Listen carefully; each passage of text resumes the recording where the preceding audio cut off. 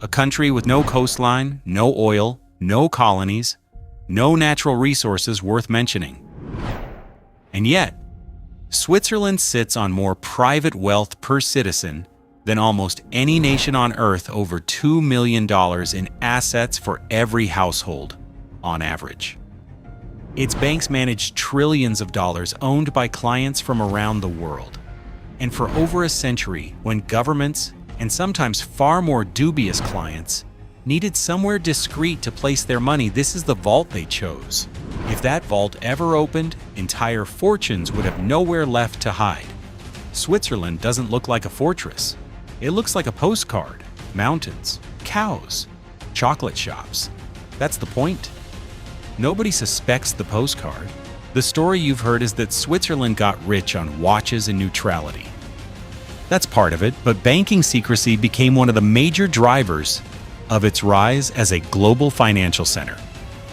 That story starts with a decision made in the 1930s. In 1934, the Swiss parliament passed a banking law. On paper, it was about privacy. In practice, it made it a criminal offense, punishable by prison, for a Swiss banker to reveal whose money they were holding. Not a policy, a law, backed by jail time.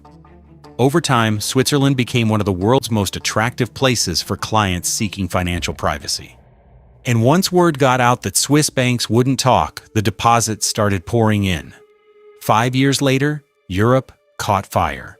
Nazi Germany began seizing gold from national banks, from vaults, from occupied territories. Some of it was later traced to sources tied to the Holocaust. It needed to become clean money. Fast. Switzerland's central bank processed an estimated 1.2 billion Swiss francs in gold from Nazi Germany during the war, worth billions today. Historians later found that a portion of it was traced to gold stripped from concentration camp victims. While Switzerland stayed neutral for the whole war, critics argue that neutrality, in practice, meant Swiss institutions rarely scrutinized where the gold came from as long as the transaction cleared. A country can stay out of a war and still profit from it. After the war, most of Europe rebuilt from rubble. Switzerland didn't have to.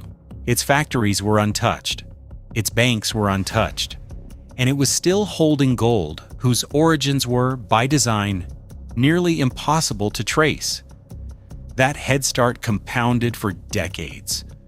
Over the following century, a string of deposed dictators and looted state treasuries, from the Philippines' Marcos to Zaire's Mobutu to Nigeria's Sani Abacha, found their way into Swiss accounts. Investigations later found that some Swiss banks accepted funds with insufficient scrutiny, and Swiss secrecy law meant depositors were rarely asked to explain themselves.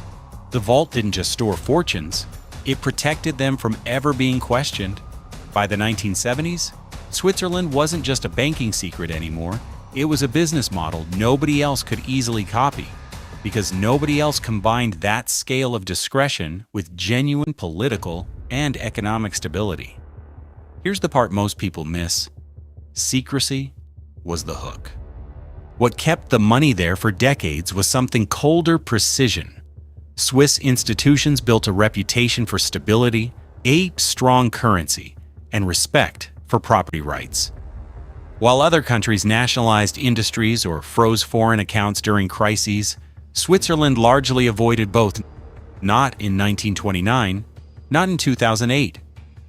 That reliability became its own currency. When the wealthy needed a place immune to their own country's chaos, Switzerland was the account that rarely flinched. A government that refuses to pick sides will always be among the last standing when everyone else's system breaks. Then came the numbers that made Switzerland impossible to ignore. By some estimates, Swiss banks held roughly a third of the world's offshore private wealth by the early 2000s. Not a third of Swiss wealth, a third of the world's cross-border private money. That's trillions of dollars sitting in a country of just over 8 million people, small enough to fit inside New York City's metro area twice over. Yet outbanking nations 50 times its size. A country smaller than a mid-sized American state was quietly holding the financial secrets of the entire planet.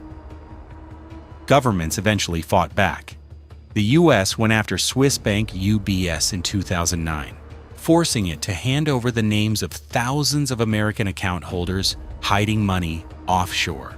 UBS paid a fine of $780 million as part of a settlement with US authorities. It looked like the wall was cracking. But watch what happened next. Switzerland didn't dismantle its secrecy machine, it modernized it. Stricter disclosure rules came in for individuals. At the same time, new structures, trusts, shell entities, asset managers opened up to keep serving the same clients, just with better paperwork. The vault didn't close. It got a better lock. So what does all of this actually buy the average Swiss citizen? More than you'd think. The financial sector makes up close to 9% of Switzerland's entire economic output and employs over 200,000 people directly.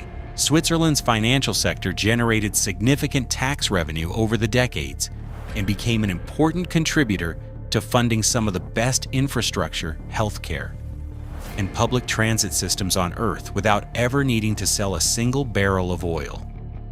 Swiss citizens didn't get rich by mining gold. They got rich by managing everyone else's.